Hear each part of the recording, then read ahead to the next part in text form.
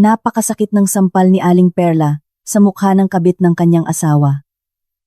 Ngunit, ilang minuto lamang matapos ang insidenteng iyon, nagsimula ang matinding paghihiganti ni Aling Perla. Mula saang bansa kayo nanonood? Gusto naming basahin ang inyong mga komento at malaman kung saan nyo sinasamahan kami sa kwentong ito.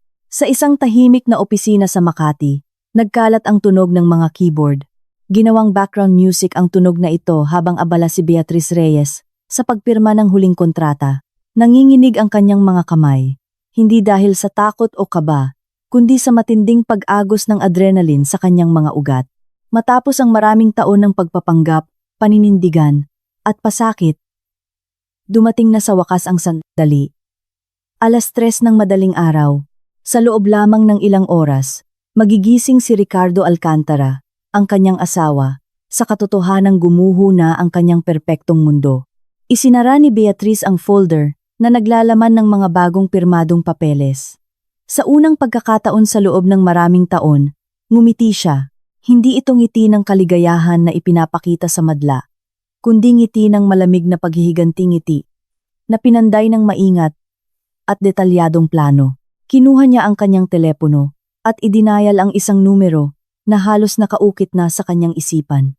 Ngunit upang lubos na maunawaan kung paano siya nakarating sa puntong ito, kailangan nating balikan ang simula ng kwentong ito. 6 na buwan bago ang gabing iyon, tumunog ang alarm clock ni Beatriz ng 6:30 ng umaga. Tulad ng araw-araw, sa loob ng 15 taon. Tahimik siyang bumangon mula sa kama. Maingat na huwag magising si Ricardo, na mahimbing na natutulog sa tabi niya. Ang bawat galaw niya ay tumpak at maingat, bunga ng matagal ng ugali na maging hindi nakikita sa sarili niyang tahanan. Nagmadali siyang pumunta sa banyo. Ang kanyang mga paa ay halos hindi lumalapat sa malamig na marmol na sahig na pinili ni Ricardo nang i-remodel ang bahay, isang desisyong hindi man lang niya kinonsulta. Sa salamin, nakita niya ang kanyang refleksyon. Sa edad na 40, taglay pa rin ni Beatriz ang isang tahimik at payapang kagandahan, ngunit halata na ang pagod sa kanyang mukha. Ang kanyang madilim na mata ay nawalan na ng dating kislap, at ang kanyang buhok, na dati mahaba at nakalugay, ay laging nakatali sa isang perpektong bun. Natupad ni Ricardo ang kanyang layunin. Ang masigla at mapangaraping babae na minahal niya noon ay naging anino na lamang ng kanyang dating sarili. Pagkatapos niyang maligo at magsuot ng isa sa kanyang simple ngunit eleganteng business suit, bumaba si Beatriz sa kusina upang maghanda ng almusal. Ang bahay, na pinalamutian ng mamahaling kagamitan na ipinagmamalaki ni Ricardo sa kanyang mga bisita, ay naging isang gintong hawla para sa kanya. Habang naghahanda ng kape at nagtotoast ng tinapay, naaalala niya ang mga unang taon ng kanilang kasal, noong naniniwala pa rin siya na ang walang tigil na pagpuna ni Ricardo ay ang paraan nito upang tulungan siyang maging mas mabuting tao. Ang tunog ng mga yabag sa hagdan ay naglabas sa kanya mula sa kanyang pag-iisip. Bumaba si Ricardo, nakasuot ng perpektong corporate suit, abala sa pag-check ng kanyang mobile phone. Sa edad na 45, nanatili pa rin siyang guwapo at kaakit-akit, na may perpektong ayos na buhok at ang ngiti na umakit sa kalahati ng mundo ng negosyo sa Manila. Ang parehong ngiti na ngayon ay ginagamit niya ng pribado upang ipahiya si Beatriz. Magandang umaga, mahal, bati ni Beatriz, na may ngiti na kanyang pinino sa loob ng maraming taon. Isang ngiti na walang anumang tunay na damdamin, isang ugali lamang ng pagpapakasakit. Halos hindi man lang tiningnan ni Ricardo ang kanyang telepono. Sana hindi mo nakalimutan na may mahalaga akong presentation sa 9 AM para sa bagong hotel project. Sana plansado na ang beige kong blazer. At wag mo akong gambalain buong araw sa iyong mga walang kwentang bagay. Naramdaman ni Beatriz ang pamilyar na kirot sa kanyang dibdib, ngunit hindi nagbago ang kanyang ekspresyon. Siyempre, Mr. Alcantara, handa na ang lahat, at nakahanda na ang almusal mo, tugon niya, na para bang karaniwan lang iyon. Umupo si Ricardo sa mesa, nang walang salita ng pasasalamat, at nagsimulang kumain habang sinisilip ang kanyang mga email. Nanatili si Beatriz na nakatayo. Pinagmamasdan siya. May pamilyaridad sa kanyang postura, sa paggalaw ng kanyang mga mata habang sinusuri ang screen.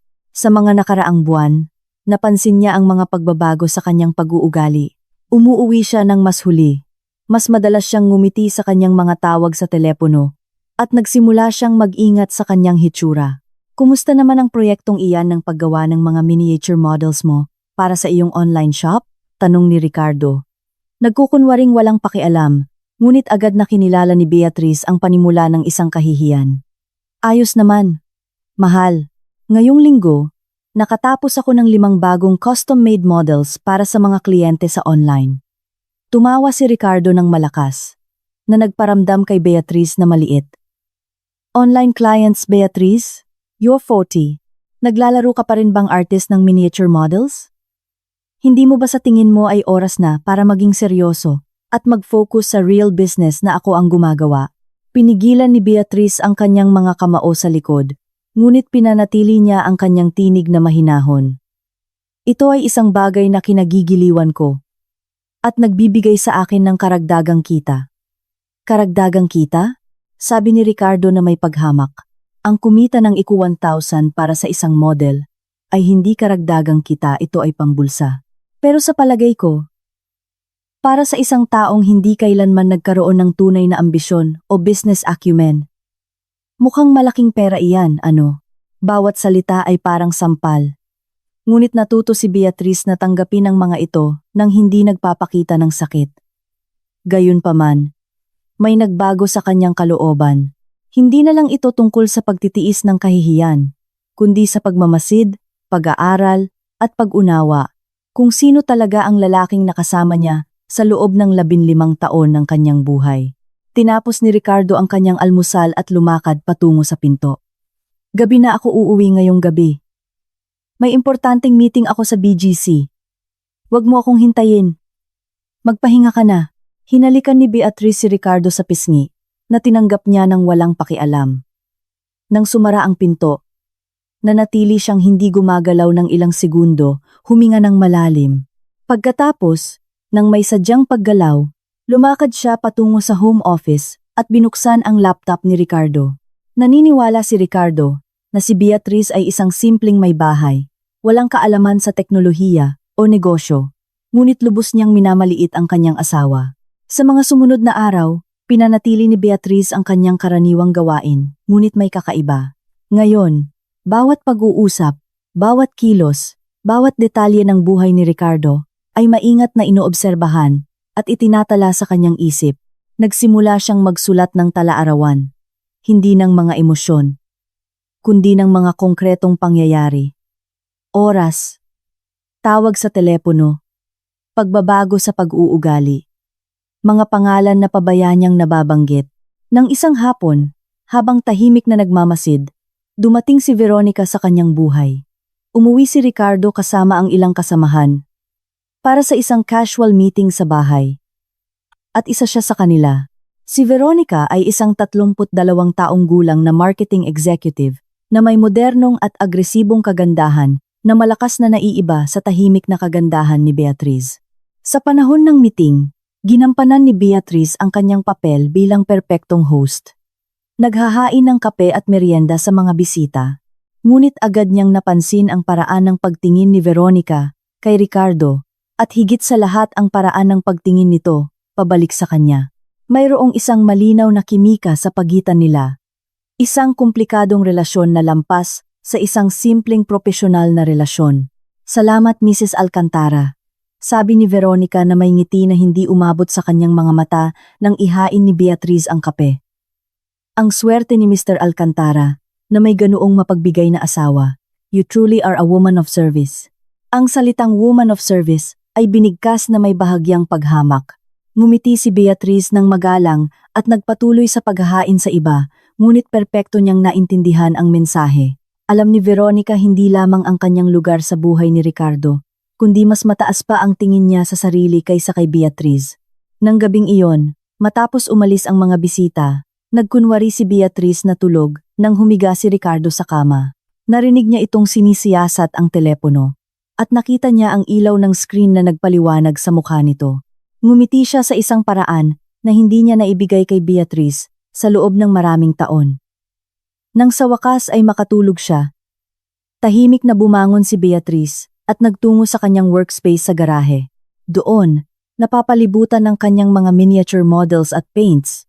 Pinayagan ni Beatrice ang kanyang sarili na maramdaman ang galit na kanyang pinigilan sa loob ng maraming taon. Ngunit hindi ito mapanirang galit, kundi isang malamig at kalkuladong galit. Kinuha niya ang kanyang telepono at idinayal ang isang numero na hindi niya nagamit sa loob ng maraming taon. Paula. Si Beatrice ito. Alam kong gabi na. Pero may mahalaga tayong kailangan pag-usapan. Maaari ba tayong magkita bukas?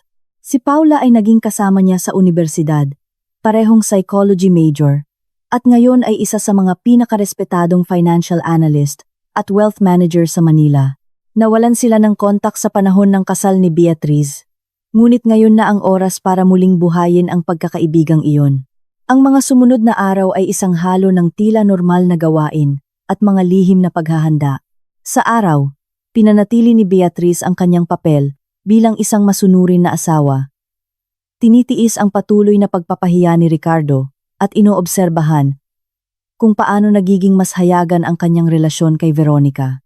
Ngunit sa gabi, pagkatapos niyang umalis o makatulog, pinag-aaralan niya ang bawat dokumento, bawat kontrata, bawat transaksyon sa pananalapi na kanyang makikita sa laptop at mga papeles ni Ricardo. Natuklasan niya na si Ricardo ay nagsimulang mag-iwan ng mahalagang dokumento nang walang ingat sa kanyang desk, na nagpapahintulot sa kanya na suriin ang mga ito habang natutulog ito.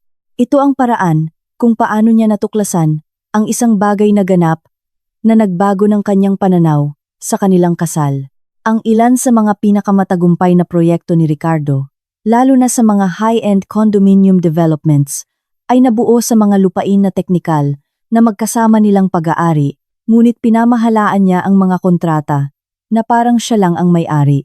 Pumirma si Beatrice ng mga papeles sa loob ng maraming taon, nagtitiwala sa kanyang asawa nang hindi binabasa ng buo ang mga ito. Ngunit ngayon ay napagtanto niya na legal na may karapatan siya sa isang malaking halaga. Nagsimula ang paghahanda para sa grand launch ng pinakabagong high-rise condominium project ni Ricardo, ang The Zenith Residences. 3 linggo bago ang kaganapan. Si Ricardo ay nominado bilang Developer of the Year at, syempre, inaasahan niyang sasamahan siya ni Beatrice. Gayunpaman, ang kanyang mga inaasahan tungkol sa hitsura ng kanyang asawa ay tiyak at nakakahiya. Sana hindi ka magsuot ng isa sa iyong mga crafty na damit na gawa sa bahay, sabi niya, isang umaga sa almusal. Alam mo kung paano ang mga event na ito. Nandun lahat ng importanteng tao. At hindi ko kayang bigyan mo ng masamang impresyon dahil sa akin. Please, just wear something decent and boring like you always do. Nagpa siya si Beatrice na magdisenyo at magtahi ng sarili niyang gown para sa okasyon. Ito ay isang ambisyosong proyekto, isang emerald green na evening gown na may hand-embroidered na detalye na tumagal ng ilang linggo para matapos, ngunit bawat tahi ay ginawa ng may layunin. Bawat detalye ay dinisenyo upang ipakita na siya ay higit pa sa inaakala ni Ricardo. Habang nagtatahi hanggang gabi, hindi lang ang mga detalye ng damit ang pinaplano ni Beatrice, kundi pati na rin ang mga hakbang na gagawin niya sa mga susunod na linggo. Kinumpirma ni Paula na tama ang kanyang financial analysis. May karapatan si Beatrice sa malaking bahagi ng kayamanan ni Ricardo, at sa tamang estratehiya, mas marami pa siyang makukuha kaysa sa inaakala ni Ricardo. Kinabukasan bago ang event, si Beatrice ay nasa kanyang workspace, nagbibigay ng huling touch sa gown. Malamang na bumaba si Ricardo para magbigay ng panlalait sa kanyang trabaho. Ngunit natahimik siya sandali nang makita ang natapos na gown. Not bad, sabi niya sa huli, bagaman hindi maitago ng kanyang tono ang pagtataka. Sa palagay ko, pagkatapos ng mahabang panahon, may natutunan ka rin, at least sa fashion na iyan. Hindi sumagot si Beatrice. Isinabit niya ng maingat ang gown at lumakad patungo sa hagdan, ngunit bago umakyat ay huminto siya at bumalik kay Ricardo. Bukas ay isang napaka-espesyal na gabi, mahal, sabi niya na may ngiti na hindi maunawaan ni Ricardo. Nang gabing iyon, nanatiling gising si Beatrice hanggang gabi, nakatingin sa kisame ng kanyang silid tulugan. Si Ricardo ay mahimbing na natutulog sa kanyang tabi, ganap na walang kamalayan sa kung ano ang mangyayari. Tahimik na bumangon si Beatrice. Nagtungo sa banyo at tumingin sa salamin. Ang babaeng bumabalik sa kanyang tingin ay hindi na ang parehong babae na tumanggap ng mga taon ng kahihiyan. Mayroong determinasyon sa kanyang mga mata na hindi pa niya naramdaman noon. Bukas, sabi niya sa sarili. Bukas, magbabago ang lahat. Bumalik siya sa kama, ngunit hindi natulog. Pinagmasdan niya ang payapang mukha ni Ricardo habang natutulog. May isang bagay na halos malatula sa katotohanang payapa siyang nagpapahinga. Nang hindi nalalaman na ito ang magiging huling gabi ng kanyang inaakalang pagka nakakataas. Alam ni Beatrice na pagkatapos ng gala, walang magiging katulad ng dati. Ang araw ng kaganapan ay sumikat na may malinaw na kalangitan at sariwang hangin na tila nagpapahiwatig ng positibong pagbabago. Maaga pa lang, gising na si Beatrice tulad ng dati. Ngunit sa pagkakataong ito, may kakaiba sa kanyang mga galaw. Bawat kilos ay mas determinado. Bawat hakbang ay mas matatag. Dumating na ang oras upang tanggalin ang maskara ng kanyang misyon na kanyang dinadala sa loob ng maraming taon. Habang naghahanda para sa kung ano ang magiging pinakamahalagang gabi ng kanyang buhay, huling tumingin si Beatrice sa salamin. Ang babaeng sumasalamin sa kanya ay hindi na ang parehong nagsimula sa kwento. Siya ay isang bagong tao, isang taong matiyagang naghintay ng mga taon para sa perpektong sandali. At sa wakas ay dumating na ang sandaling iyon. Ang maringal na grand ballroom ng isang luxury hotel sa Bonifacio Global City, BGC, ay nagliliwanag sa isang kagandahan na pera lamang ang makakabili.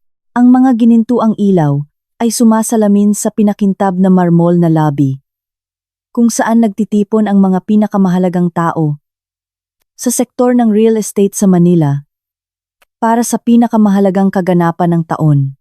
Lumabas si Beatrice sa sasakyan na may isang galing na ikinagulat maging ng sarili niya. Ang emerald green na damit na kanyang ginawa ay perpektong akma sa kanyang katawan at ang mga gintong burda ay nakakakuha ng ilaw mula sa mga chandelier sa isang mahiwagang paraan. Si Ricardo, na perpekto sa kanyang tuksedo, ay naglalakad sa tabi niya na may kumpiyansa ng isang taong alam na lahat ng mata ay nakatuon sa kanya. Ngunit sa pagkakataong ito, ang mga tingin ay nakatuon din sa kanyang asawa. Bagaman tila hindi niya ito napansin. Nakagawa si Beatrice ng isang bagay na hindi niya nakamit sa loob ng maraming taon. Ang mag-stand out ng walang halatang pagsisikap. Nagbibigay ng natural na kagandahan na imposible balewalain. Ang lobby ng hotel ay puno ng mga personalidad sa sektor. Mga developer, investor, at ang kanilang mga kasamahan ay masiglang nag-uusap habang may hawak na baso ng champagne. Kinilala ni Beatrice ang ilan mula sa mga larawan sa mga espesyal na magasin, ngunit sa unang pagkakataon sa loob ng maraming taon, hindi niya naramdaman na hindi siya nabibilang sa kanila.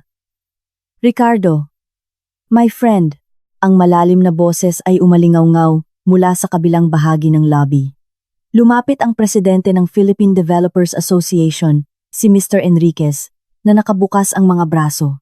Alam ni Beatrice na ang taong ito ay isa sa pinakamahalagang personalidad sa kaganapan at ang kanyang pagkilala ay maaaring makapagpatayo o makapagpaguho ng mga karera.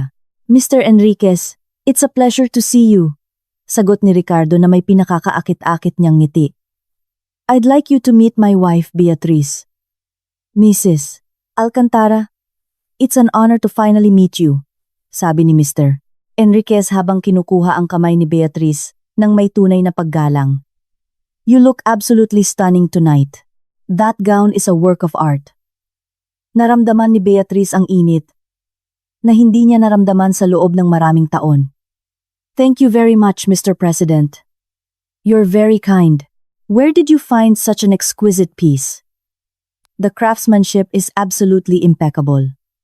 Bago pa makasagot si Beatrice, sumabat si Ricardo na may tawa na nagkukunwari na casual. Ngunit sa kanya ay tunog pilit.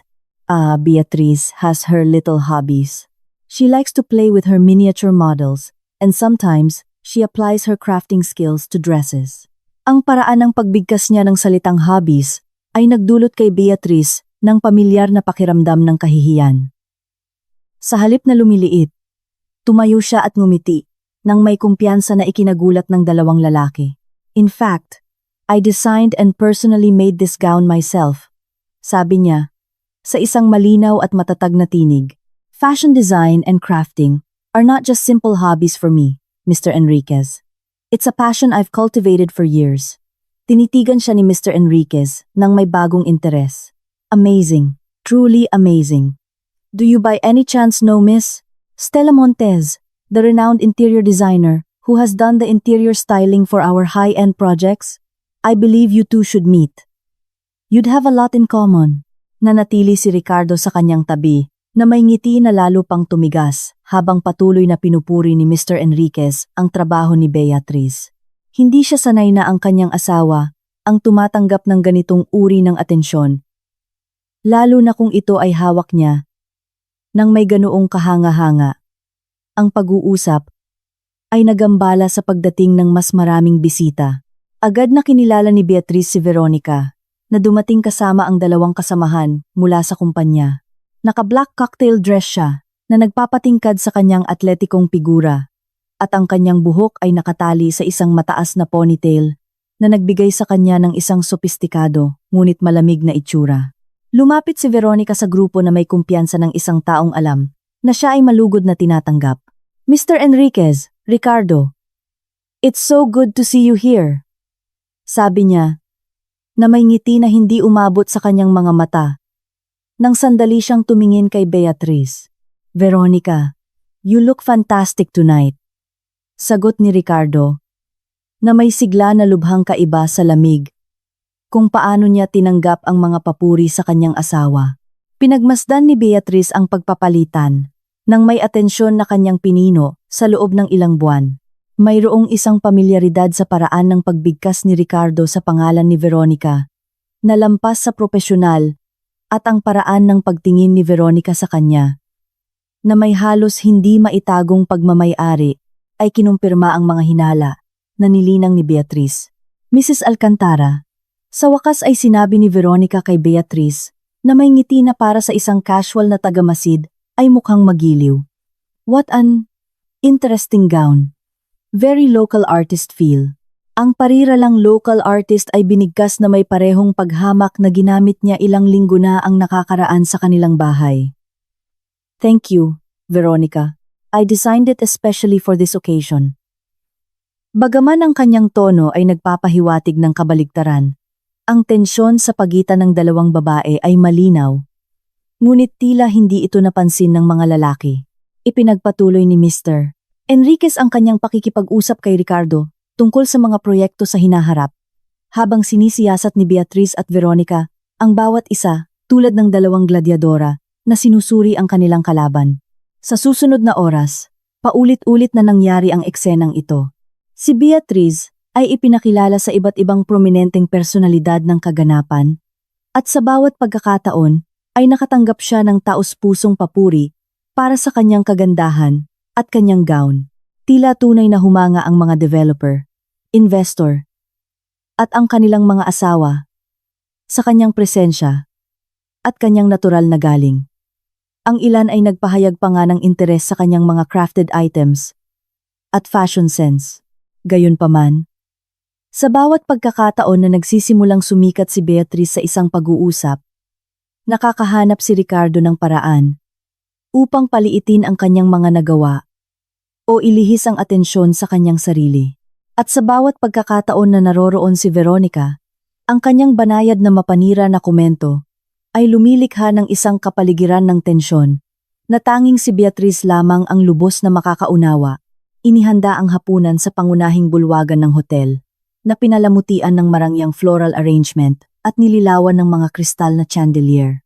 Naupo si Beatriz sa mesa ng karangalan, kasama si Ricardo, at ilan sa mga pinakamahalagang mag-asawa sa sektor na may magandang tanawin ng entablado. Si Veronica ay estratehikong inilagay sa isang kalapit na mesa kung saan niya mapapanatili ang pagtingin kay Ricardo. Sa panahon ng hapunan, aktibong lumahok si Beatriz sa pag-uusap na nagpakita ng kaalaman sa sektor na ikinagulat ng marami. Ikinasal siya sa isang real estate developer sa loob ng 15 taon. Bagaman hindi kailanman pinahahalagahan ni Ricardo ang kanyang opinyon, siya ay may malawak na kaalaman sa industriya. Ang kanyang matatalinong komento at mahahalagang tanong ay nagdala sa kanya ng respeto ng iba pang mga kumakain. Hindi ko alam na ganoon kaalaman ang Mrs. Alcantara tungkol sa mga real estate trends at market projections, komento ng isang mahalagang investor sa Manila. Ang kanyang pananaw sa impact ng bagong infra projects ay napakatumpak. Natawa si Ricardo ng kinakabahan. Oh, Beatrice just listens a lot when I work at home.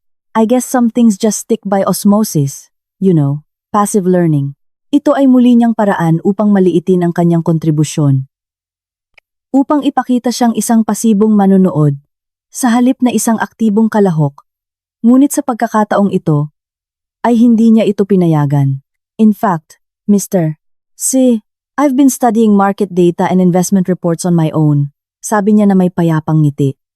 I believe it's crucial to understand the economic context of the projects my husband undertakes.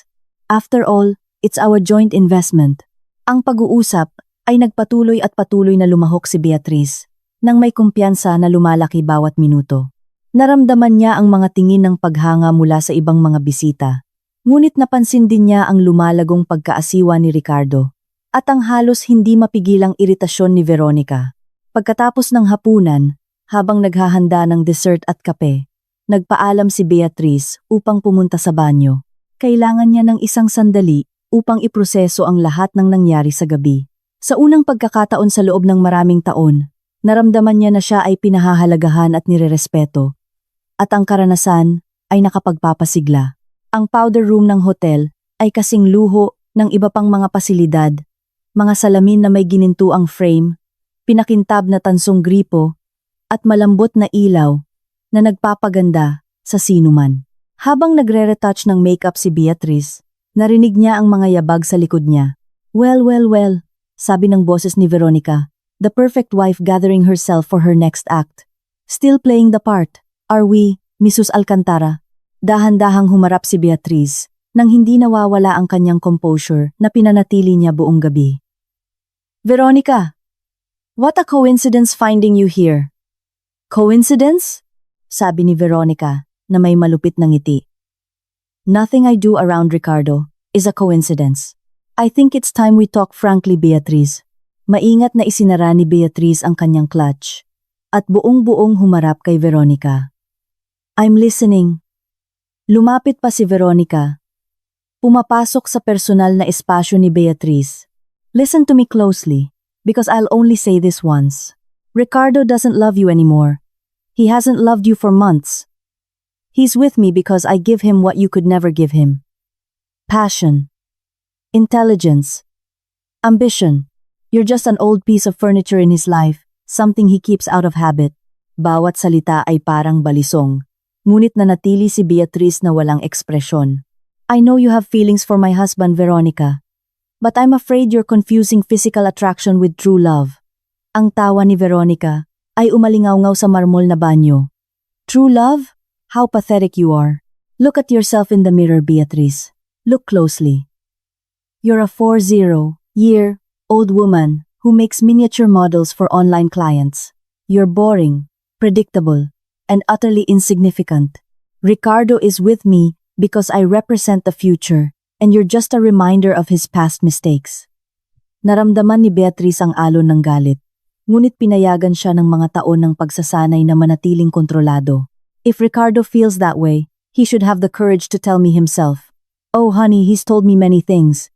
He's told me how unbearable you've become, how much your mediocrity irritates him, the relief he feels when he comes home and doesn't have to pretend you're attractive. He said if it weren't for the legal complications of a divorce, he would have left you years ago. Ngayon, natagpuan na ng mga salita ni Veronica ang kanilang target. Naramdaman ni Beatrice na parang sinuntok siya sa tiyan. Ngunit halos hindi niya nakayang panatilihin ang kanyang composure. Si Veronica, na binibigyang interpret ang katahimikan ni Beatrice bilang tagumpay, ay nagpatuloy sa kanyang pag-atake. So this is my offer. For your own good.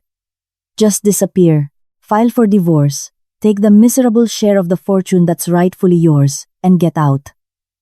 Otherwise, I'll make sure to make your life so miserable that you'll have no choice but to leave. Huminga ng malalim si Beatrice at tumayo. Veronica, you are overestimating your importance in my husband's life, and you are definitely underestimating my capacity to fight for my marriage. Lalo pang naging malupit ang ngiti ni Veronica. Your marriage? Don't make me laugh.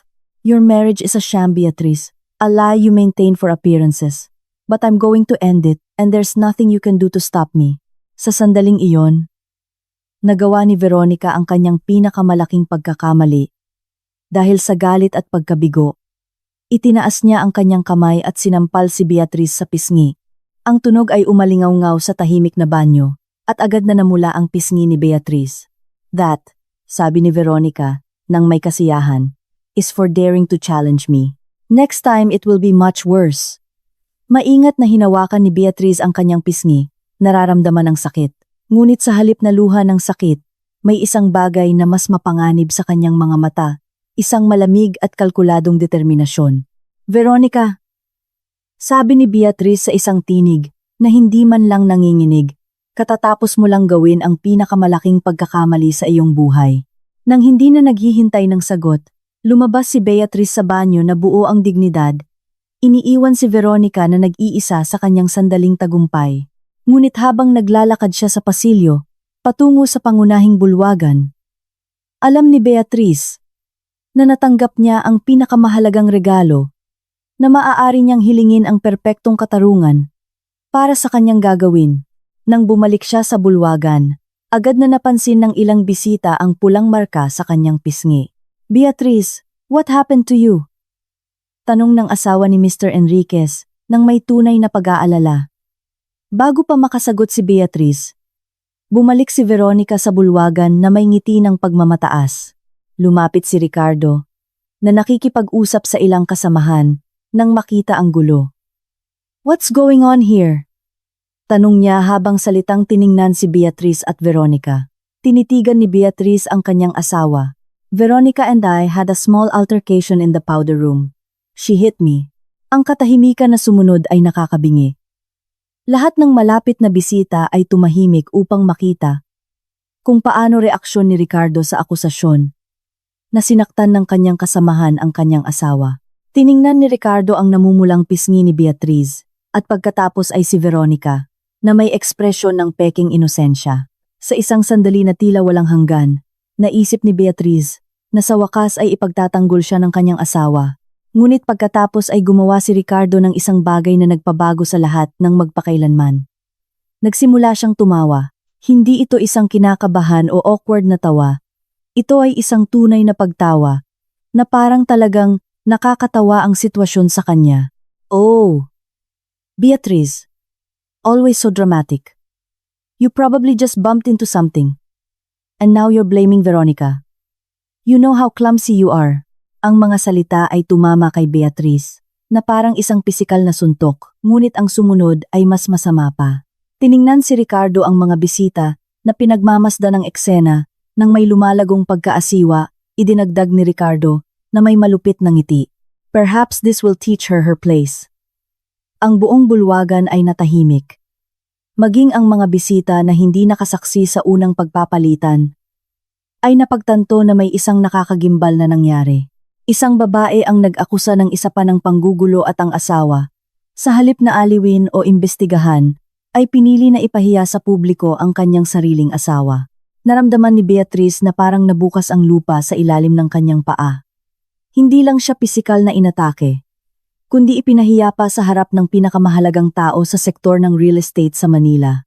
Ang kanyang asawa, ang lalaking nangakong mamahalin at protektahan siya, ay piniling pagtawanan ang kanyang sakit. Ngunit habang inaasahan ng lahat na guguho si Beatrice, gumawa siya ng isang bagay na ganap na hindi inaasahan. Huminga ng malalim, tumayo, at nang may katahimikan na ikinagulat ng lahat ng naroroon, sinabi, "You're right, Ricardo. I truly need to learn what my place is." Nang walang sinabing iba, tumalikod si Beatrice at lumakad patungo sa labasan ng bulwagan. Ang kanyang mga hakbang ay matatag at determinado. Hindi siya huminto upang pakinggan ang mga bulong ng hindi pag-apruba na ibinubulalas ng ilang bisita kay Ricardo. Lumabas siya sa hotel at nagtungo sa sasakyan na nagdala sa kanila. Ang driver, na naghihintay sa parking lot, ay nagulat nang makita siyang mag-isa. "Ma'am Beatrice, ihahatid ko na po ba kayo sa bahay?" Umupo si Beatrice sa likod na upuan at ipinikit ang kanyang mga mata ng isang sandali. Nang buksan niya ang mga ito, mayroon doon na determinasyon na hindi pa niya naipakita. "Yes, please. But first, could you give me a few minutes? I need to make an important call." Tumango ang driver at tahimik na lumayo. Kinuha ni Beatrice ang kanyang mobile phone at idinayal ang numero na alam niya. "Alam kong gabi na, pero kailangan nating isagawa ang plano. Yes, tonight. By tomorrow morning, everything will be ready." Maingat niyang pinakinggan ang tugon ng kanyang kaibigang financial analyst. Isinasaulo ang bawat detalye ng kanyang kailangang gawin sa mga susunod na oras. "Perfect. I'll see you at your office by 6 a.m. Bring all the documents we prepared. It's going to be a very interesting morning." Matapos ibaba ang telepono, hiniling ni Beatrice sa driver na ihatid siya sa bahay. Sa panahon ng biyahe, hindi siya nagsalita ng isang salita. Ngunit ang kanyang isip ay gumagana sa napakabilis na bilis. Inuulit ang bawat hakbang ng plano na kanyang inihahanda sa loob ng maraming buwan. Pagdating sa bahay, hindi binuksan ni Beatrice ang mga ilaw. Sa halip, direkta siyang nagtungo sa home office, kung saan naghanda siya ng isang folder na may mga dokumento na hindi pa nakikita ni Ricardo. Umupo siya sa desk at sa ilaw ng isang maliit na ilawan. Nagsimula siyang pumirma sa mga papeles, nang may katumpakan na ibinigay sa kanya ng mga buwan ng paghahanda. Ang bawat pirma ay sadyang, ang bawat dokumento ay maingat na inihanda para sa sandaling ito. Alam ni Beatrice ng eksakto kung ano ang kanyang ginagawa. At sa unang pagkakataon sa maraming taon, ay naramdaman niya na siya ang ganap na kumokontrol sa kanyang kapalaran. Habang pinipirmahan ang huling dokumento, isang ngiti ang sumilay sa kanyang mga labi. Hindi ito ang masunurin na ngiti na kanyang ipinakita sa loob ng maraming taon, kundi isang bagay na lubos na naiiba. Ito ay ang ngiti ng isang babae na katatapos lang na natagpuan ang kanyang kapangyarihan at handa nang gamitin ito sa isang mapanira na paraan. Pinili ni Ricardo na pagtawanan sa publiko ang kanyang sakit. Pinili ni Veronica na atakihin siya ng pisikal at pasalita. Pareho nilang lubos na minamaliit ang babaeng inaakala nilang kilala nila, ngunit hindi nila kilala ang tunay na Beatrice. At bukas ng umaga, kapag nagising si Ricardo, matutuklasan niya kung sino talaga ang kanyang asawa. Natapos na ang gabi, ngunit para kay Beatrice, nagsisimula pa lang ang totoong kwento. Nang tumunog ang alarm clock ng 5:40 ng umaga, binuksan ni Beatrice ang kanyang mga mata. Hindi ang tunog ang gumising sa kanya, kundi ang adrenaline na dumadaloy sa kanyang mga ugat sa loob ng ilang oras. Sa kanyang tabi, mahimbing na natutulog si Ricardo. Ganap na walang kamalayan sa bagyo na malapit ng sumiklab sa kanyang buhay. Umuwi siya pagkalipas ng 2 ng madaling araw, nangangamoy alak at pabango na hindi sa kanyang asawa, bumubulong ng mga dahilan na hindi na kailangan pang marinig ni Beatrice. Bumangon siya ng tahimik na gumagalaw na kanyang pinino sa loob ng maraming taon. Ngunit sa pagkakataong ito, ay may ganap na ibang layunin. Habang nagtungo siya sa banyo, automatikong bumalik ang kanyang isip sa 6 na buwan na nakalipas.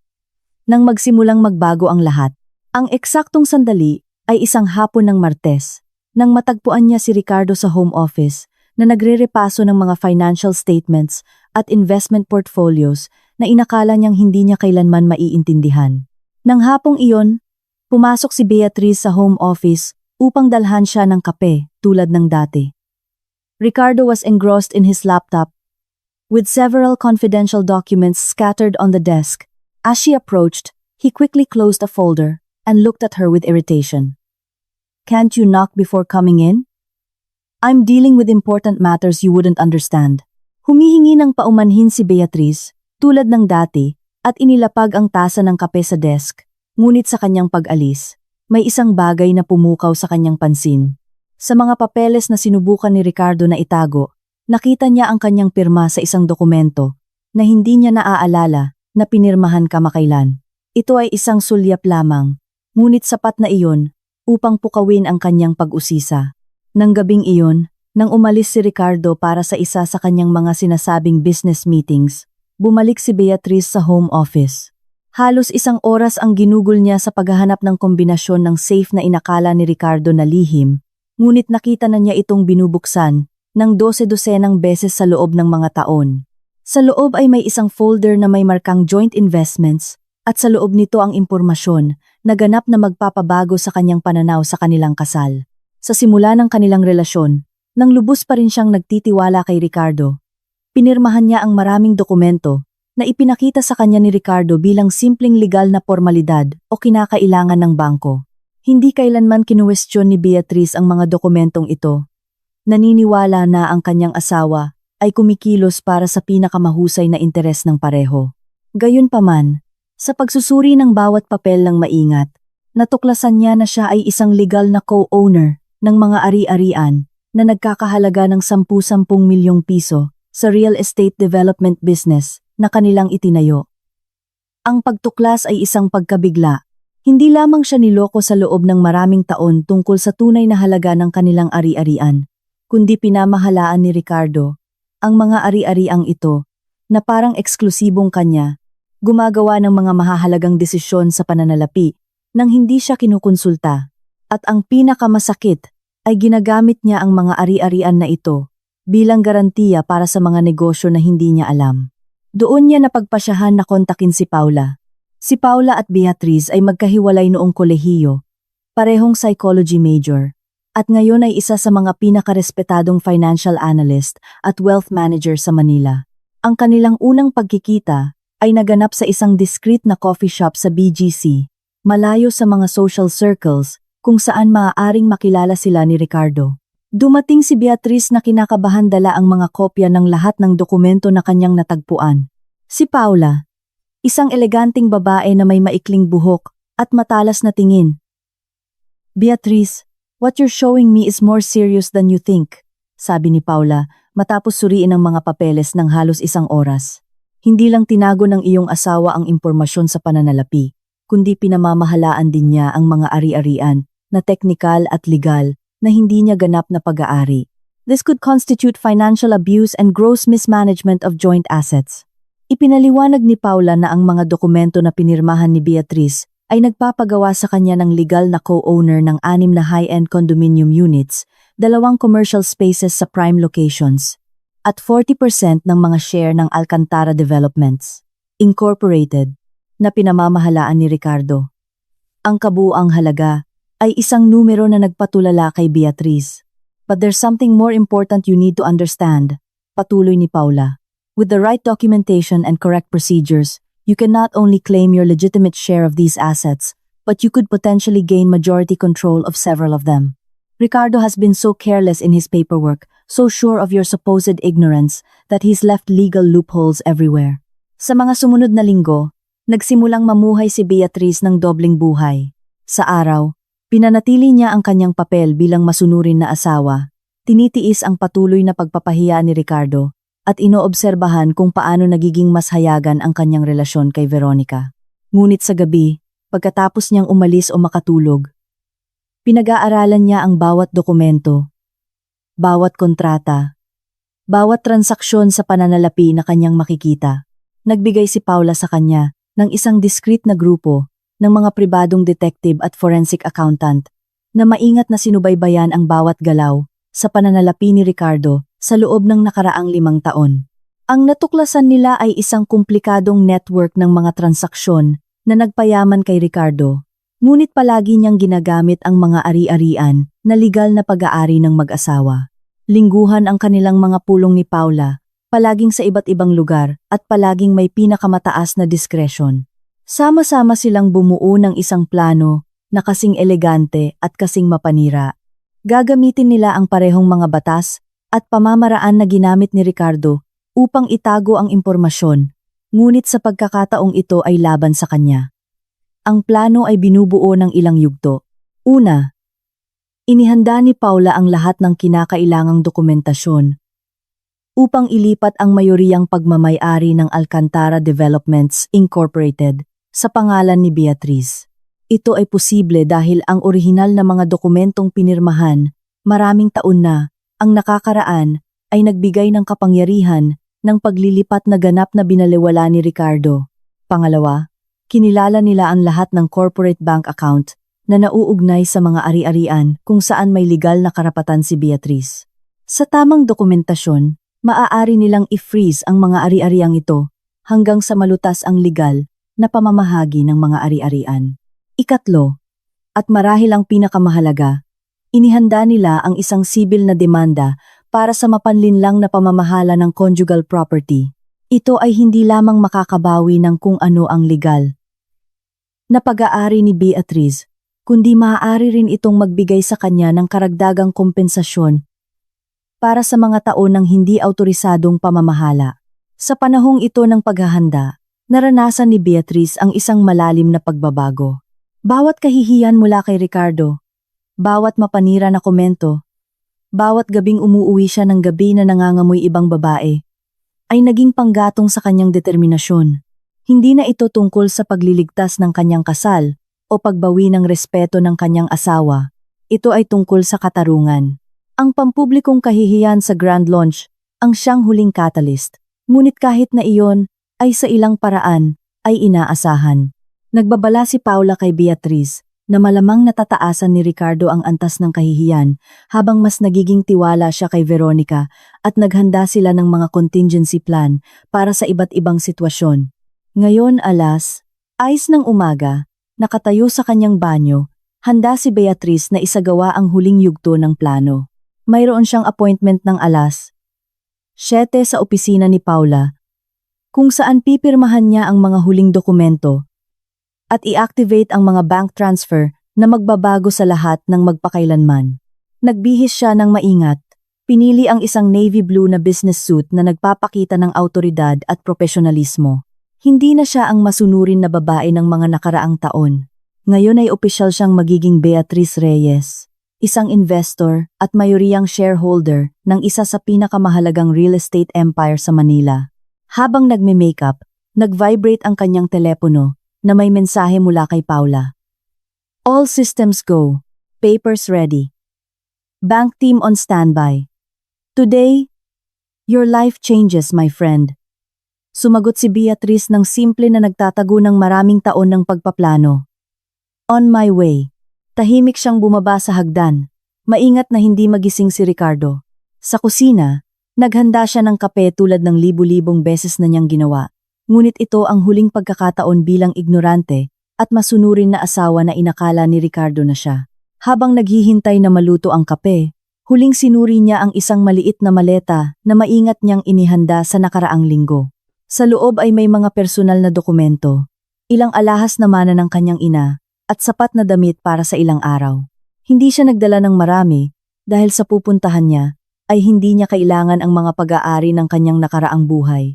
Inayos ni Paula na manatili si Beatriz sa isang corporate penthouse na pinananatili ng law firm para sa mga mahalagang kliyente sa mga sensitibong sitwasyon.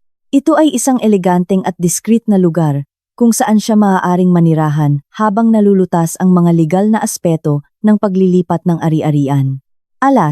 Asis sa datat, umalis si Beatriz sa bahay na may dala lamang ang kanyang maliit na maleta at ang kanyang handbag. Isang sasakyan na pinadala ni Paula ang naghihintay sa kanya, sa dulo ng kalye na may isang discreet na driver na hindi nagtanong. Habang papalayo ang sasakyan mula sa naging tahanan niya sa loob ng 15 taon. Ang biyahe patungong opisina ni Paula ay tumagal ng 20 minuto sa isang lungsod na halos nagsisimula pa lamang gumising. Ginugol ni Beatriz ang oras sa pagrerepaso sa bawat hakbang ng planong isasagawa na nila. Walang puwang para sa pagkakamali. Ang bawat detalye ay maingat na inihanda sa loob ng maraming buwan. Ang law firm ni Paula ay sumasakop ng 3 palapag ng isang moderno at high-tech na gusali sa financial district. Personal siyang tinanggap ni Paula sa lobby. Perpekto sa isang business suit na may ekspresyon na isang halo ng profesionalismo at tunay na kasiyahan sa kanilang gagawin. Good morning, President Alcantara, sabi ni Paula na may ngiti na nagparamdam kay Beatriz sa laki ng nangyayari. Good morning, Council. Ready? More than ready. I've prepared everything in the boardroom. The bank team is connected via video conference, and the official documents await your signature. Naramdaman ni Beatrice na kakaibang payapa, na parang nawala ang lahat ng tensyon ng mga nakaraang buwan. Sa wakas, dumating na ang oras upang kumilos. Ang boardroom ay kahanga-hanga, na may isang mahogany table para sa 20 tao, at panoramic na bintana na nag-aalok ng nakamamanghang tanawin ng Makati skyline. Sa ibabaw ng mesa ay may ilang folder ng dokumento, bawat isa ay maingat na may label at organisado. Nagsimulang magpaliwanag si Paula habang nagbubuhos ng kape sa porselana na tasa. Beatrice, what we are going to do today is a series of completely legal property transfers based on the documents your own husband made you sign for years. Ironically, his own strategy to control the conjugal property is what now allows us to transfer that control to you. Ang unang set ng dokumento ay nagtalaga kay Beatrice bilang mayoriyang shareholder ng Alcantara Developments, Incorporate, ang kumpanya na itinayo ni Ricardo sa nakalipas na dekada. Ang pangalawang set ay naglipat ng mga pinakamahalagang high-end condominium units at commercial spaces sa kanyang pangalan. Ang ikatlo ay nag-freeze ng lahat ng corporate bank account hanggang sa matapos ang financial audit na kanilang hiniling. Ang bawat pirma ni Beatrice ay sadyang at matatag. Sa bawat dokumento na kanyang tinatapos, naramdaman niya kung paano siya nagbabago mula sa biktima tungo sa bida ng kanyang sariling kwento. Inayos ni Paula ang lahat, upang ang mga paglilipat ay isagawa ng sabay-sabay ng alas. Atyo ng umaga, kapag nagbubukas ang mga bangko at nag-activate ang mga corporate systems. Alas, atyo. Pinirmahan ni Beatrice ang huling dokumento. Agad na inactivate ni Paula ang tawag sa mga kinatawan ng bangko na naghihintay online. Gentlemen, can you proceed with the transfers? All documentation is in order and duly signed. Sa sumunod na 30 minuto, pinanood ni Beatrice kung paano ganap na nagbago ang kanyang buhay sa pamamagitan ng isang serye ng mga elektronikong transaksyon. Ang mga account na nasa ilalim ng eksklusibong kontrol ni Ricardo ay na-freeze. Ang mga share na inakala niyang pag-aari niya ay inilipat. Ang mga ari-arian na pinamahalaan niya bilang kanya ay opisyal na nagbago ng may-ari. Si Paula, na patuloy na nagbabantay sa buong proseso mula sa kanyang computer, sa wakas, ay bumaling kay Beatrice na may ngiti ng tagumpay. Done. You are officially the majority shareholder of Alcantara Developments, Incorporated, and have legal control of assets worth approximately 350 million. Naramdaman ni Beatrice ang halo ng kasiyahan at surrealismo. Sa isang umaga, nagbago siya mula sa isang inapi na asawa tungo sa isa sa mga pinakamakapangyarihang babae sa sektor ng real estate sa Manila. How long will it take for Ricardo to realize? Tanong niya. Tiningnan ni Paula ang kanyang relo.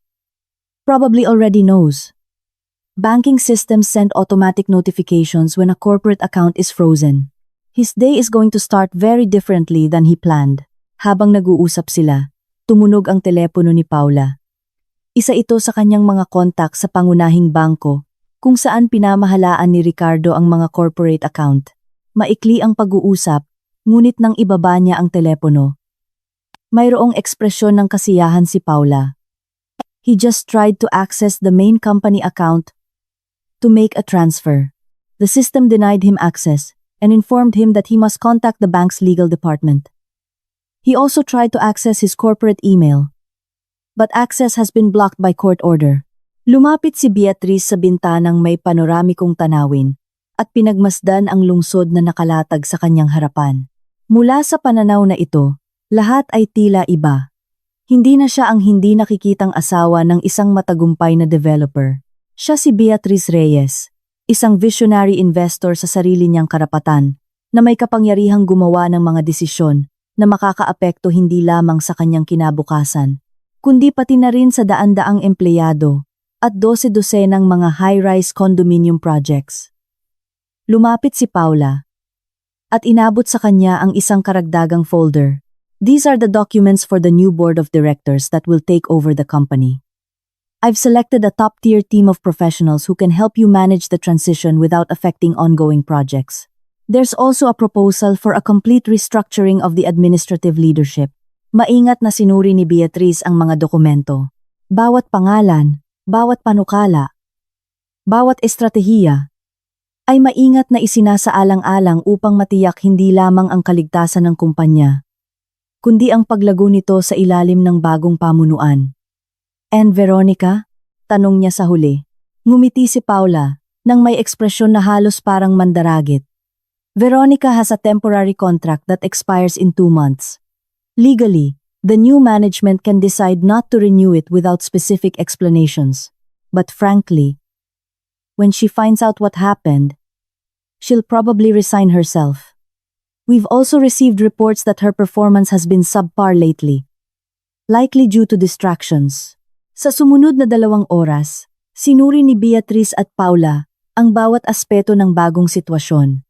Inihanda nila ang press release na mag-aanunsyo ng pagbabago sa pamunuan ng kumpanya, ang mga dokumento na ipapadala sa mga empleyado at kliyente, at isang estratehiya upang hawakan ang mga hindi maiiwasang tanong mula sa media. 11:00 ng umaga, nakatanggap si Paula ng isa pang tawag mula sa kanyang kontak sa bangko. Personal na nagpakita si Ricardo sa bangko kasama ang kanyang abogado, humihingi ng paliwanag tungkol sa pag-freeze ng kanyang mga account. Niya, ipinaalam sa kanya na ang lahat ng dokumentasyon ay maayos at ang anumang katanungan ay dapat idirekta sa bagong may-ari ng karamihan ng mga corporate account. Did they tell him who the new owner is? Tanong ni Beatriz. Not yet. That information will only be provided when he submits a formal written request. It will probably take him until this afternoon to find out it's you. He's been throwing a fit, shouting about being betrayed. Tumango si Beatriz. Nagbigay iyon sa kanya ng sapat na oras upang matapos ang huling mga paghahanda. Inischedule ni Paula ang isang pulong ng 3:00 ng hapon, kasama ang mga pangunahing tauhan ng kumpanya, kung saan opisyal na ipakikilala si Beatriz bilang bagong presidente. Inischedule din niya ang isang profesional na sesyon ng litrato ng 4:00, kung saan kukuha ng mga larawan, nasasamahan ang press release at mga update sa social media ng kumpanya. Kailangan ni Beatriz ng ganap na bagong pampublikong imahe, akma sa kanyang bagong posisyon. Tanghali, nagtungo sila sa isang luxury restaurant, kung saan inireserba ni Paula ang isang pribadong dining room. Mahalaga na kumain ng maayos si Beatriz at panatilihin ang kanyang enerhiya para sa kung ano ang magiging mahaba at emosyonal na nakakapagod na araw. Sa panahon ng tanghalian, ipinaliwanag ni Paula ang mga legal na aspeto ng kung ano ang maaaring mangyari sa mga susunod na araw. Malamang nasubukan ni Ricardo na labanan ang paglipat, ngunit matibay ang dokumentasyon at siya mismo ang lumikha ng mga legal na precedents na ngayon ay ginagamit laban sa kanya. It's also likely he'll try to contact you directly, sabi ni Paula. It's best that all communication goes through the firm. It's crucial that you maintain an emotional distance in this situation and not allow him to manipulate or threaten you. His pride is shattered and he'll lash out. Alam ni Beatriz na tama si Paula. Kilala niya si Ricardo nang sapat upang malaman na ang una niyang reaksyon ay galit, susundan ng mga pagtatangka ng manipulasyon. At sa huli, kapag natanto niya ang kalubhaan ng sitwasyon, magkakaroon ng desperadong pagtatangka sa negosasyon. Pagkatapos ng tanghalian, bumalik sila sa opisina, kung saan ginugol ni Beatriz ang hapon, sa mga pulong kasama ang koponan, na mamamahala sa kanyang bagong kumpanya. Bawat tao ay maingat na pinili, hindi lamang para sa kanilang profesional na kakayahan, kundi para sa kanilang integridad at kanilang kakayahang hawakan ang isang sensitibong transisyon. 5:00 ng hapon, nang sa wakas ay nagpapahinga si Beatriz sa kanyang bagong pansamantalang opisina sa opisina. Pumasok si Paula na may ekspresyon na isang halo ng pagbibiro at kasiyahan. I just received a very interesting call, sabi niya. Ricardo Alcantara. He finally found out it's you who controls everything. Apparently, he shouted so much in the bank that they had to call security. He's attempted to contact us. He's called 17 times in the last hour, sent 12 emails, and according to the building guard, He stayed for 40 minutes at the door of our office, before being informed he couldn't go up without an appointment. He even tried storming the Alcantara Development's office, only to be escorted out by the new security team. Naramdaman ni Beatriz ang halo ng kasiyahan, at isang kakaibang pakiramdam ng halos awa. Matapos ang halos 15 taon ng kahihiyan, ng pagtrato sa kanya bilang hindi nakikita, ng pagtitiis ng mga kawalang katapatan at paghamak, mahirap maramdaman ang tunay na awa. Para sa lalaking ngayon, ay nakakaranas ng isang bahagi ng pagkalito at kawalan ng kapangyarihan na kanyang naramdaman sa loob ng mahabang panahon. Nang magsimulang lumubog ang araw, sa wakas ay lumabas si Beatriz sa opisina at nagtungo sa kanyang bagong pansamantalang tahanan. Ang penthouse na nakuha ni Paula para sa kanya ay nasa isa sa mga pinaka-eksklusibong gusali sa BGC na may panoramic view at lahat ng amenities na kakailanganin niya sa mga susunod na linggo. Habang ang kotse ay patungo sa kanyang bagong tirahan, pinagnilayan ni Beatriz ang lahat ng nagbago sa nakaraang 24 oras. Kahapon ng umaga, siya ay isang hindi nakikitang asawa na inapi sa sarili niyang buhay. Ngayon, siya ay isang makapangyarihang businesswoman na kumokontrol sa isang real estate empire na hindi niya nalalaman ay tinulungan niyang itayo. Ang kanyang personal na telepono, na pinanatili niyang tahimik buong araw, ay nagpakita ng 32 missed calls mula kay Ricardo. Nakatanggap din siya ng 6 na text message, bawat isa ay mas desperado kaysa sa nauna. Ang huli, na ipinadala 20 minuto na ang nakakaraan, ay simple lamang na nagsasabi, "Beatriz, please, we need to talk. I need you. I'm sorry." Binasa ni Beatriz ang mensahe at nang hindi binabasa ang iba pa, binura niya ang lahat. Nagkaroon sila ng 15 taon upang mag-usap.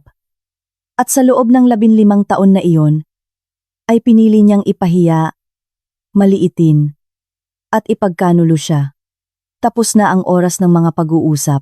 Pagdating sa kanyang bagong tahanan, nagbuhos si Beatriz ng isang baso ng alak at umupo sa harap ng panoramic window na nag-aalok ng nakamamanghang tanawin ng Makati skyline.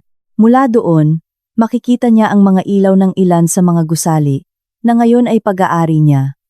Mga proyekto na hindi niya nalalaman ay tinulungan niyang pondohan at ngayon ay pamamahalaan niya ng may ganap na kaalaman at kontrol. Sa unang pagkakataon sa loob ng maraming taon, naramdaman ni Beatriz ang ganap na kapayapaan. Ang babaeng ipinahiya sa publiko noong nakaraang gabi ay wala na. Sa halip ay lumitaw ang isang ganap na bagong tao, isang babaeng makapangyarihan, independyente, at determinado na buuin ang kanyang sariling kinabukasan. Bukas ay opisyal na magsisimula ang kanyang bagong buhay. Ngunit ngayong gabi, habang ang lungsod ay nagniningning sa kanyang harapan bilang kaharian na kanyang katatapos lang na sinakop, ngumiti lang si Beatriz at tahimik na nagbigay ng toast para sa katarungan na sa wakas ay natupad. Alas, 8:10 ng umaga, nagising si Ricardo sa tunog ng kanyang telepono. Hindi ito ang kanyang karaniwang alarm clock, kundi isang mapilit na tawag na naglabas sa kanya mula sa malalim na pagtulog na kanyang nasuong dahil sa alak ng nakaraang gabi. Naghanap siya sa nightstand, umaasa. Tulad ng dati, nagising na si Beatriz, ngunit walang laman ang kama. Probably already downstairs. Preparing breakfast. Naiinis niyang naisip habang sumasagot. "Mr. Alcantara, this is the manager of your corporate bank. We need to speak urgently about your company accounts." Naramdaman ni Ricardo ang kaba sa kanyang dibdib. "What's wrong with the accounts? Is there a problem with the transfers scheduled for today?" "Sir, all corporate accounts related to Alcantara Developments Incorporated have been frozen by court order. We cannot process any transactions until the legal situation is resolved." Ang mga salita ay bumagsak kay Ricardo, na parang isang balding malamig na tubig. "Court order? What are you talking about? Those are my accounts. That's my company." "Alcantara, you need to come to the bank immediately. There's documentation you need to review. Access permissions to all corporate accounts have also been modified." Ibaba ni Ricardo ang telepono at mabilis na nagtungo sa banyo. Ang kanyang isip ay gumagana nang mabilis na sinisikap na maunawaan kung ano ang nangyari. A court order? Who would have requested the freezing of his accounts? A disgruntled client? A problem with the BIR? Habang mabilis siyang naliligo, sumigaw siya sa silid-tulugan. Beatrice, come up for a moment. I have a problem. Ang katahimikan na sumunod ay kakaiba. Karaniwan ay agad siyang sumasagot, ngunit sa pagkakataong ito ay walang sagot. Lumabas siya sa banyo na nakabalot sa tuwalya, at bumaba upang hanapin siya. Walang laman ng bahay, walang bakas ng karaniwang almusal sa kusina, walang kape na inihanda, walang sariwang orange juice. Ni ang pahayagan na nakalagay sa kanyang lugar sa mesa. Parang naglaho lang si Beatrice. Dali-dali siyang umakyat para magbihis. Tinatawagan ang kanyang asawa habang nagsusuot ng kamiseta. Ang tawag ay tumunog ng ilang beses bago mapunta sa voicemail. Tumawag ulit. Ganun din ang resulta. Sa pangatlong pagsubok, direktang napunta ito sa voicemail na parang patay ang telepono. Isang oras pagkatapos, nakaupo si Ricardo sa harap ng manager ng kanyang bangko. Ang opisina na may salamin na dingding ay nagparamdam sa kanya na nakalantad at mahina. Sa mesa ay may isang makapal na folder ng mga dokumento na ipinaliwanag ng manager sa kanya sa loob ng nakaraang 20 minuto. I don't understand. These documents show my wife as a co-owner of properties that are mine. There must be a mistake. Ang manager, isang lalaking nasa edad na may seryosong ekspresyon, ay umiling. Mr. Alcantara, we have reviewed all documentation 3 times. Your wife has legal rights to these properties based on the documents you yourself presented to the bank over the past 10 years. The contracts are signed by both of you. And the transfer of ownership has been legally processed. Kinuha ni Ricardo ang isa sa mga dokumento at sinuri itong mabuti. Totoo, nakilala niya ang kanyang pirma at ang kay Beatrice. Ngunit hindi niya naaalala na pinirmahan niya ang anumang bagay na magbibigay sa kanya ng kontrol sa mga account ng kanyang kumpanya. But this does not give her the right to freeze my accounts without my consent. Ang manager ay umubo ng awkward. Mr. Alcantara, according to the documentation we received this morning, your wife now owns 60% of the shares of Alcantara Developments, Incorporated. As the majority shareholder, she has the legal authority to make financial decisions regarding the company. Ang mundo ni Ricardo ay huminto. 60%? That's impossible. This is the company I founded, that I built with my own hands. Sir, you must understand that the bank is obligated to comply with the legal orders we receive. If you wish to contest this situation, you will need to seek independent legal representation. Lumabas si Ricardo sa bangko na nasa estado ng pagkabigla. Ang kanyang unang instinct ay pumunta sa mga opisina ng kanyang kumpanya. Ngunit pagdating niya, ay nakita niya ang isang hindi inaasahang eksena. Sa reception ay may mga taong hindi niya kilala, nakasuot ng mga executive suit, na tahimik na nakikipag-usap sa kanyang mga regular na empleyado. Mr. Alcantara, lumapit ang kanyang tapat na sekretarya sa loob ng nakaraang 8 taon. I've received instructions that you no longer have authorized access to the premises. What do you mean I don't have access? This is my company. Sir, we received legal documentation regarding the change in ownership structure this morning. The new management has assumed all operations. Tumingin sa paligid si Ricardo, sa mga opisina na naging kanyang kaharian sa loob ng maraming taon. Tiningnan siya ng mga empleyado, nang may halong pagkalito at awa, ang ilan ay nagbubulungan sa isa't isa. Clearly in possession of information that he was unaware of. Where is Veronica? Tanong niya sa wakas. She left an hour ago, sir. Said she had an important meeting. Ricardo took out his phone and dialed Veronica's number. As with Beatrice, the call went straight to voicemail. He tried again. Same result. Sa mga sumunod na oras, gumala si Ricardo sa lungsod na parang isang nawawalang kaluluwa. Sinusubukang maunawaan kung ano ang nangyari sa kanyang buhay. Binisita niya ang kanyang personal na abogado, na nagpaliwanag sa kanya na ang dokumentasyon ay tila legal na balido at na kailangan niya ng oras upang imbestigahan ang kanyang posibleng mga opsyon. Pumunta siya sa 3 iba pang bangko kung saan niya pinapanatili ang personal na account, para lang matuklasan na ang ilan sa mga ito ay na-freeze din dahil sa koneksyon sa mga pinagtatalo ng ari-arian. Sa huling bahagi ng hapon, pagod at desperado, nagtungo siya sa apartment na lihim niyang inupahan para sa kanyang mga pakikipagtagpo kay Veronica. Mayroon siyang susi at umaasa siyang matagpuan siya doon. Inaasahan niya na matutulungan siya nitong maunawaan kung ano ang nangyayari. Nang buksan niya ang pinto, natagpuan niya ang apartment na walang laman. Ganap na walang laman. Hindi lamang si Veronica, kundi lahat ng kanyang mga gamit ay nawala. Ang mga damit na nasa aparador, ang kanyang mga kosmetiko sa banyo, maging ang mga larawan na kinuha nila ng magkasama. Parang hindi siya kailanman naroroon. Tumunog ang kanyang telepono. Ito ay isang hindi kilalang numero. Ngunit sinagot niya, umaasa na si Veronica iyon mula sa ibang telepono. Ricardo. Ang boses ni Veronica, ngunit malayo at malamig ang tunog nito. Veronica! Thank God! Where are you? I need to see you. Something terrible has happened. Ricardo, I have something to tell you. I heard what happened to the company. You heard? How? Where are you?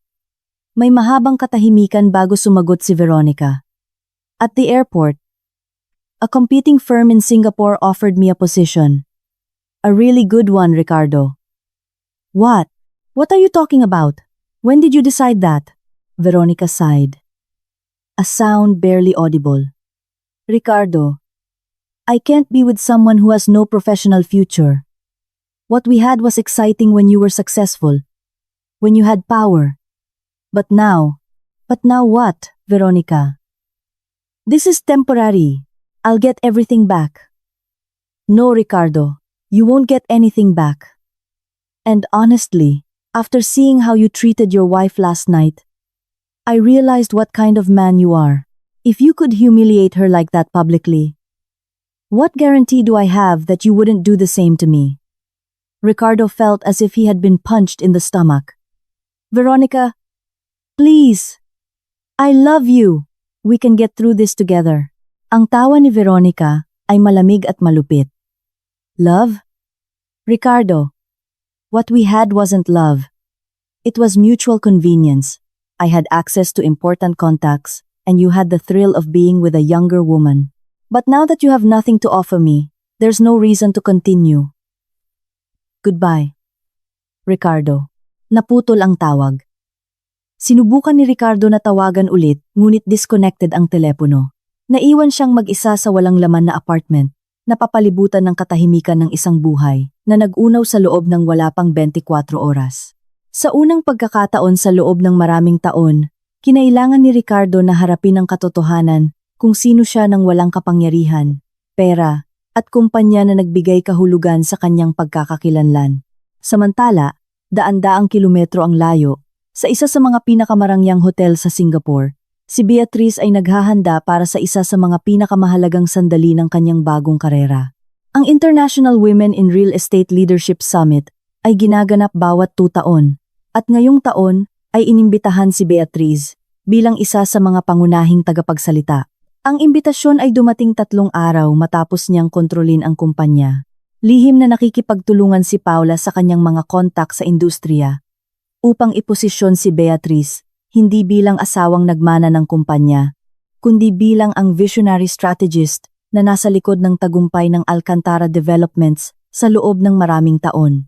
Sa suite ng hotel, inayos ni Beatrice ang kanyang champagne-colored business ensemble sa harap ng salamin na espesyal niyang idinisenyo para sa okasyon.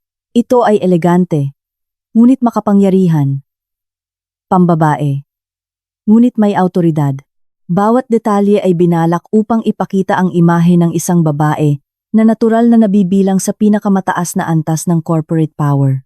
Ang pamagat ng kanyang presentasyon, Strategic Investment in Emerging Real Estate Markets, A Vision for Sustainable Growth, ay inihanda sa loob ng ilang linggo.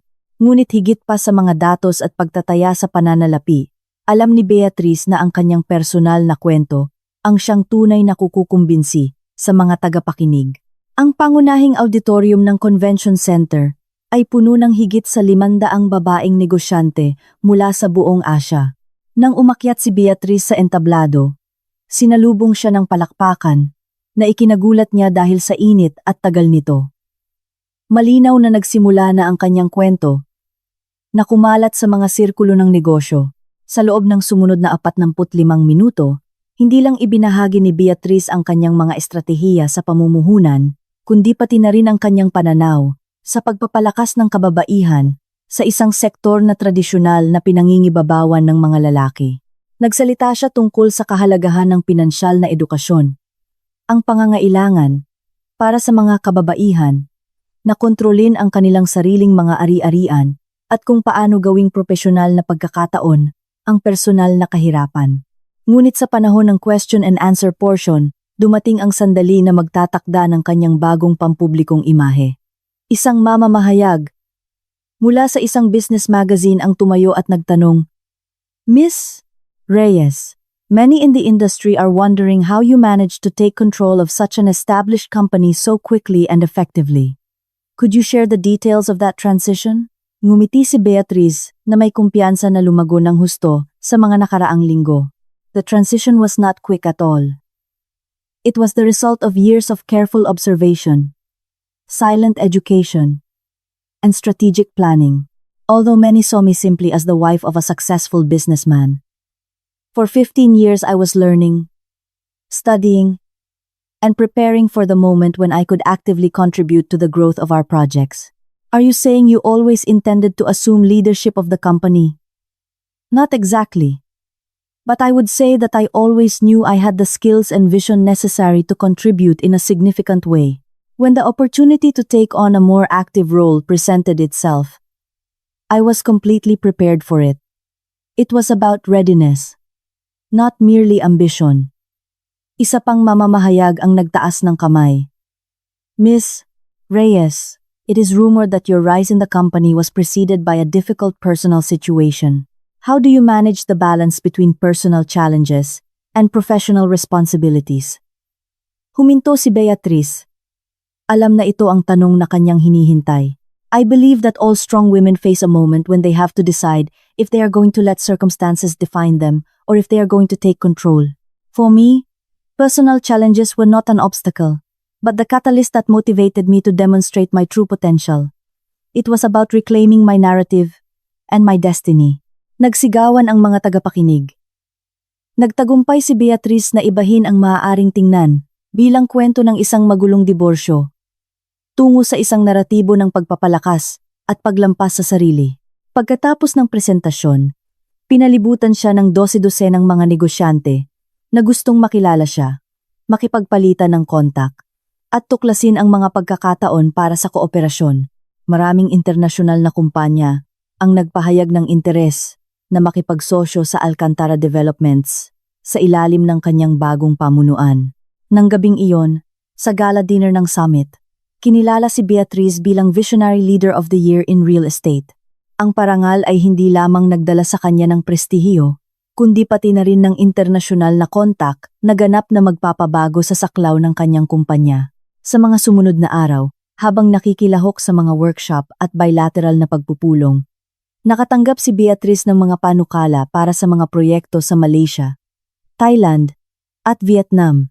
Ang kanyang pananaw na palawakin ang kumpanya lampas sa mga pambansang hangganan ay nagsisimulang magkatotoo sa isang paraan na hindi niya kailanman naisip. Sa isang pribadong hapunan kasama ang ilang Indonesian investor, nakatanggap siya ng tawag na kanyang hinihintay. Kinausap siya ni Paula tungkol sa mga legal na pag-unlad sa bahay. "Beatrice, Ricardo has finally agreed to a meeting to discuss the terms of separation. His lawyer contacted me this afternoon. It seems he has understood that the situation is irreversible and wants to negotiate a solution that will allow him to maintain a minimum of dignity." What kind of proposal are they making? Basically, he's willing to accept an undisputed divorce in exchange for a financial compensation that will allow him to start anew. He also wants confidentiality about the details of the asset division and a non-disparagement clause. Beatrice contemplated the proposal while looking at the glittering lights of Singapore from the restaurant terrace. "What do you think, Paula?" "Honestly, I think it's the best solution. You maintain full control of the company without prolonged litigation. And he gets enough money to rebuild his career, if he chooses to. It's a win-win. Considering the public spectacle he's made, proceed with the negotiation council. But I want it clearly stated that any agreement must include a strict non-compete clause that prohibits him from working in the local real estate sector for the next 10 years, and a non-disclosure agreement regarding your personal contributions to Alcantara developments. Understood? Understood, President. When do you plan to return? In 2 weeks. I have 3 more crucial meetings here that could result in significant contracts for our international expansion. Matapos ibaba ang telepono, nanatili si Beatriz, na nag-iisa sa terrace. Pinagninilayan ang pambihirang paglalakbay na kanyang sinimulan sa mga nakaraang linggo mula sa pampublikong kahihiyan, sa grand launch, hanggang sa maging isa sa mga pinakarespetong boses sa sektor ng real estate sa Southeast Asia. 2 linggo pagkatapos, bumalik si Beatriz sa bahay upang harapin ang isang mundo na ganap na nabago. Ang kumpanya ay gumagana ng may kahusayan na hindi niya kailanman nararanasan sa ilalim ng pamamahala ni Ricardo. Tila mas motibado ang mga empleyado, mas nasiyahan ang mga kliyente, at ang mga indikador sa pananalapi ay nagpapakita ng patuloy na paglago. Ang kanyang bagong executive office, na matatagpuan sa pinakamataas na palapag ng corporate building, ay mayroon na ngayong panoramic view ng isang lungsod na kilala niya mula sa isang ganap na kakaibang pananaw. Mula doon, makikita niya ang ilan sa mga proyektong kanyang ginagawa, kasama na ang isang luxury residential high-rise na naging pinaka-prestigious na development sa lungsod.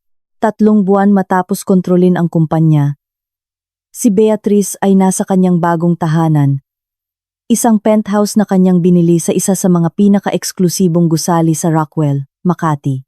Sabado ng hapon at nasa terrace siya, nag-aalaga ng kanyang urban garden of rare orchids, isang libangan na nagsimula bilang isang pangkasiyahan at naging isang passion. Ang intercom ang nagpukaw sa kanya. Ito ay ang concierge na nagpapabatid sa kanya na may isang senior journalist mula sa Forbes Philippines na naghihintay sa ibaba, nagnanais na interviewin siya para sa isang cover story tungkol sa mga pinakamakapangyarihang babaeng negosyante ng bansa. Ang mamamahayag ay isang veterana na dalubhasa sa mga corporate profile, kilala sa pagtatanong ng mahirap ngunit patas. Umupo sila sa terrace na napapalibutan ng namumulaklak na orkidya at may nakamamanghang tanawin ng syudad. Inihanda ng mamamahayag ang mga tanong tungkol sa corporate strategy, mga plano sa pagpapalawak, at pilosopiya ng pamumuno. Ngunit alam ni Beatriz na ang pinaka-interesanteng tanong ay darating sa huli. Miss Reyes, sabi ng mamamahayag pagkatapos ng 1 oras ng technical na pag-uusap. There's a question many of our readers will want to ask. Your transformation from a homemaker to a leading business magnate is astonishing. Some critics suggest you had an unfair advantage or exploited a complex legal situation. How do you respond to those claims? Ngumiti si Beatriz habang hinahaplos ang isang orkidya na katatapos lang na namulaklak ngayong linggo. I believe that perspective precisely reflects the type of prejudice women face in the business world. The reality is that for 15 years, I was involved in every important decision of the company, only from a position that was not officially recognized. When I assumed formal control, it wasn't because I exploited an unfair advantage, but because I finally claimed recognition for the contribution I had been making for years. It was about justice, not advantage. But you'll admit that the timing was convenient. Huminto si Beatriz. Alam na ito ang kanyang pagkakataon upang itatag ang opisyal na record ng kanyang kasaysayan. There's something people don't understand about that moment. It wasn't a matter of convenient timing. It was a matter of strategic patience. Could you elaborate on that? For years, I observed how the company was managed. I learned about every facet of the business and educated myself on the legal and financial aspects that many husbands assume their wives don't understand. When I decided to act, it wasn't an emotional reaction to a difficult personal situation, but the execution of a meticulously developed plan. Every step, every document, every conversation was part of a larger strategy. Are you saying you planned this transition for years? I'm saying I prepared for years to be ready when the opportune moment arrived. Some might call it planning, others might call it prudence. I call it personal accountability and strategic foresight. Lumingon ang mamamahayag, malinaw na interesado. And when did you know that moment had arrived? Tiningnan ni Beatriz ang lungsod na nakalatag sa kanyang harapan. Ang mga skyscraper na kumikinang sa ilaw ng hapon. Pagkatapos ay bumalik siya sa mamamahayag.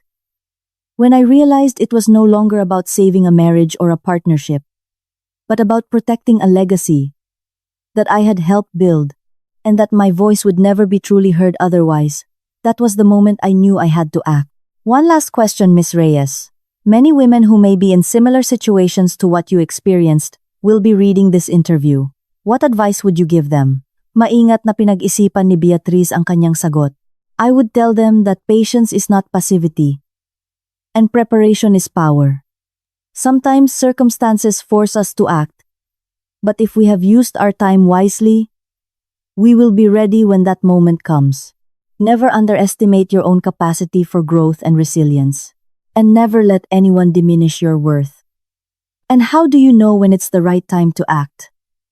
Ngumiti si Beatriz na may ekspresyon na halo ng karunungan at kasiyahan. That's the wrong question. It's not about waiting for the right moment. It's about calculating the exact moment. Pagkatapos umalis ang mamamahayag, nanatili si Beatriz na nag-iisa sa terrace, pinagninilayan ang lungsod, na ngayon ay nakikita niya mula sa isang ganap na bagong pananaw.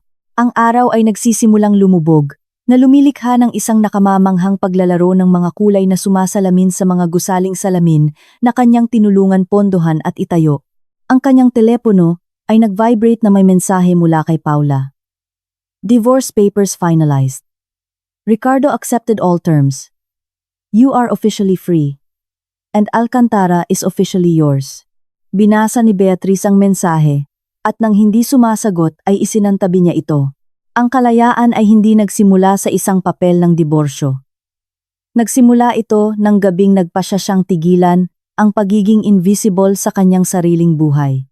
Bumangon siya at lumapit sa mga orkidya na namulaklak ng kahanga-hanga sa mga nakaraang buwan. Nalaman niya na kailangan nila ng pasensya, katumpakan, at eksaktong kaalaman kung kailan gagamitin ang bawat uri ng pag-aalaga. Hindi gaanong naiiba sa kailangan ng kanyang sariling pagbabago. Habang maingat niyang dinidiligan ang bawat halaman, pinagninilayan ni Beatriz ang pambihirang paglalakbay na kanyang sinimulan. Mula sa pagiging ang hindi nakikitang babae sa kanyang kasal hanggang sa maging isa sa mga pinakarespetong negosyante sa bansa, mula sa pagtitiis ng tahimik na kahihiyan, hanggang sa pamunuan ang mga internasyonal na summit tungkol sa pagpapalakas ng kababaihan. Ngunit marahil ang pinakamahalaga ay nalaman niya ang pagkakaiba sa pagitan ng paghihintay at pagkakalkula. Sa loob ng maraming taon ay naniwala siya na naghihintay na bumuti ang mga bagay, na magbago si Ricardo, na maayos ang kanilang kasal. Ngunit sa katotohanan ay nagkakalkula siya, nagmamasid, natututo, at naghahanda para sa sandali kung kailan magkakasundo ang lahat ng piraso. Nang mawala ang huling sinag ng araw sa likod ng mga gusali ng lungsod, ngumiti si Beatriz na may pakiramdam ng ganap na kasiyahan. Hindi ito tungkol sa paghihintay ng perpektong sandali.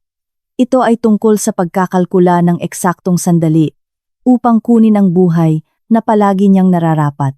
Sa kanyang bagong mundo, si Beatriz Reyes ay hindi na ang babaeng nagtitiis ng kahihiyan ng tahimik.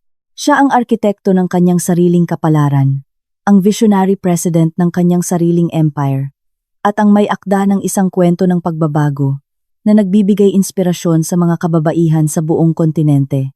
At habang isa-isang nagsisindi ang mga ilaw ng lungsod, nagliliwanag ang mga proyektong kanyang pinamamahalaan at ang mga pangarap na kanyang itinatayo, alam ni Beatriz na ang kanyang tunay na kwento ay nagsisimula pa lamang. Kung nagustuhan mo ang kwentong ito, mag-iwan ng komento at sabihin sa amin kung anong bansa ang pinagmulan mo. Napakahalaga ito para sa amin. Huwag kalimutang i-like at mag-subscribe sa channel upang patuloy na makatanggap ng mga kamanghamanghang kwento tulad nito. I-click ang bagong kwento na lumalabas ngayon sa screen at hayaan ang iyong sarili na magulat.